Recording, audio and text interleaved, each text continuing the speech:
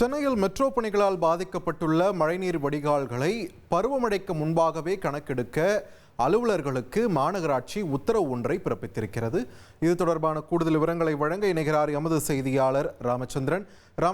வணக்கம். இந்த உத்தரவின் முழு பின்னணி என்ன, வேற என்னென்ன அறிவுறுத்தல்கள் வழங்கப்பட்டிருக்கிறது அலுவலர்களுக்கு, விரிவா பதிவு பண்ணுங்க.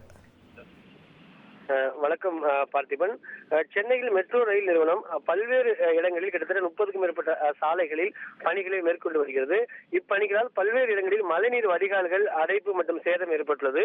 இதனால் கனமழை பெய்யும் போது வெள்ளம் ஏற்பட வாய்ப்புள்ளது. எத்தனை இடங்களில் அடைப்பு ஏற்பட்டுள்ளன என்பது குறித்து முழுமையாக ஆய்வு செய்து கணக்கெடுக்க சென்னை மாநகராட்சிக்கு உத்தரவிடப்பட்டுள்ளது. குறிப்பாக கடந்த பருவமழையின் போது மழைநீர் அதிக அளவில் தேங்கிய புரசைவாக்கம், செம்பியம், பட்டாளம், ஓட்டேரி, மயிலாப்பூர், அடையார் மற்றும் இந்திரா நகர் பகுதிகளில் தற்போது மெட்ரோ ரயில் பணிகள் நடைபெற்று வருகின்றன. எனவே அந்த பகுதிகளில் மழைநீர் வடிகால் நிலையை கண்டறிந்து கூடுதல் கவனம் செலுத்த அறிவுறுத்தப்பட்டுள்ளது. மேலும் ஏற்கனவே IIT தலைமையில் கிட்டத்தட்ட 5 பேர் கொண்ட குழு அமைக்கப்பட்டு அறிவியல் பூர்வமாக இதை கையாளுவதற்காக ஒரு குழு அமைக்கப்பட்டது. அந்த குழு அளிக்கக்கூடிய அறிக்கையை தாக்கல் செய்துள்ளது.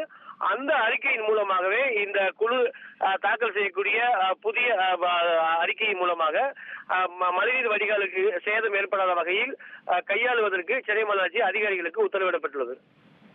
நன்றி ராமச்சந்திரன், உங்கள் விரிவான தகவல்களுக்கு. ட்ரெண்ட ஃப்ரெண்ட் ஆக்கிக்கோங்க.